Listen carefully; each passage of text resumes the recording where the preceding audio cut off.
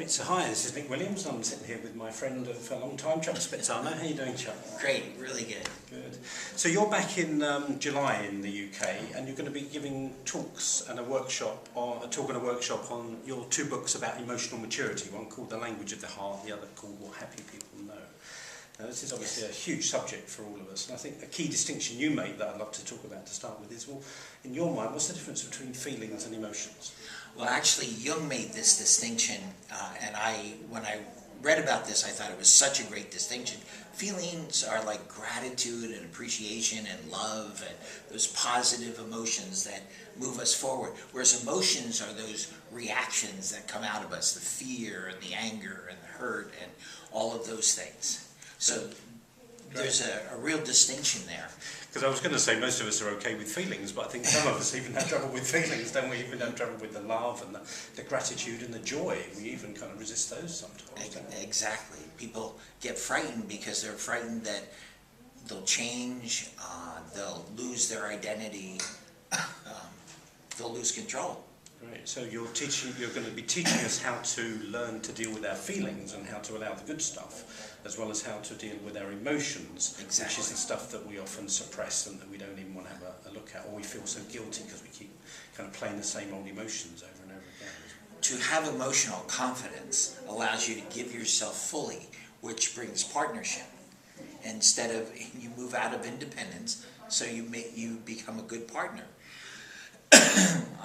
When I found that even some of the most advanced people I know, trainers, therapists, when they hit a place of pain, they would regress like anybody else. They would, get angry and feel justified, but all of our emotions show that we're making a mistake. And if we learn how to take all emotions and use them as a way to see what needs healing, we become better partners. And when that happens, we win back our heart, we get to enjoy life, we create ease and flow in our lives, and we know how to heal. Instead of suppressing things and having to repeat the same old mistake, we start moving forward. I was thinking that emotional maturity is probably one of the key leadership qualities, isn't it? As you were speaking, I was just thinking about, I had the pleasure a couple of months ago to meet Desmond Tutu. And the kind of question I came away with from meeting him is, like, here's somebody who's been so prejudiced, so attacked during his life before, during apartheid, and has visited so many of the world's places where atrocities have been carried out. And yet he came out with such humour, with dignity, with compassion, and teaching how good human beings are and how we're all divine beings. And I thought, that must have taken such emotional maturity to take what could have been revenge and anger and all the unforgiveness and turn it into a gift for the world. When you have someone like that, they're like a spotlight. They give you permission about what life can be and who you can be. And the thing about these negative emotions, on the other side of them is a gift. And the gift makes your life easy, and it makes other people's lives easy around you. So it's one of the ways of having flow in your life, is just transforming the emotions. Great. So what would be one of your kind of top tips for anybody watching this tonight? How do they take something like guilt or anger or hurt that they know is part of their emotional, if you like, immaturity?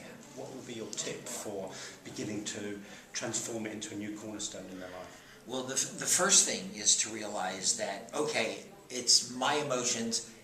Somebody didn't make me angry. Somebody didn't make me feel guilty. This was already inside me. So it's taking personal responsibility for what you're experiencing. Exactly. And then this reaction, instead of polluting the area, instead of attacking the people with emotions, because emotions unbridled become attack on those around us. And so that's why you become a good partner, by taking responsibility and transforming it, committing to it. You don't blame your emotions on the people around you.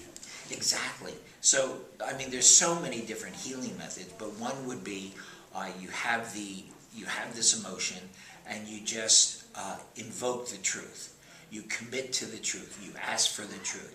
And every time you do, you imagine yourself taking a step forward.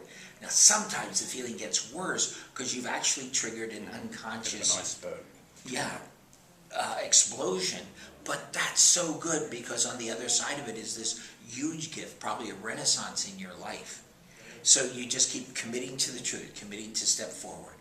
And each time you do, it's like a layer comes off, a layer comes off, a layer, and even these worst feelings, and things get better and better and better, and until you get to a place of peace. And if you keep going, you get to a place of love and joy, and that's what it's all about. Great, because this book, you know, you've written called What Happy People Know. So do you, presumably a core belief for you then is emotional maturity is a key to happiness. It's a fundamental, isn't it? Right, it is. It's like when the pain is removed, there's just joy. There's ability to connect. There's ability to feel divine inspiration. And so the real language of the heart is to be wholehearted. It's to, you know, love it all, give it all, feel it all. And then when emotions come up, you know, it's like knowing I can heal this. This isn't beyond me. There's so many different healing methods put it in these books. You know, what happy people know. It's like, oh, my responsibility, I can fix it. Right. Heaven's on my side to fix it. So my sense would be from my own experience that often I guess I get frightened of my emotions, so I suppress them. So that's part of it then is firstly take responsibility, second have the courage to feel and transform. Is that right? Yeah, and to know how much of your heart do you have. Because this dissociation, that's what the ego does. So we start working for the ego. We work our asses off, but we receive so little. We don't have the joy, we don't have the successful relationship, we don't have the successful work. And you know, it's because these things are buried inside. So to get your heart back, ask yourself, what percentage do I really have my heart? Because the rest of the percentage, we're a slave to our egos rather than our own creative mind, our own purpose in life. So you're giving a talk and you're running a 3-day workshop on this subject. So I hope this has given you a little taster of what Chuck's going to cover, and it's inspired you to come and want to be part of what he's up to. Yeah, welcome. Come on along. Thank you very much, Chuck. Okay, thank you. Thanks for watching. Bye-bye.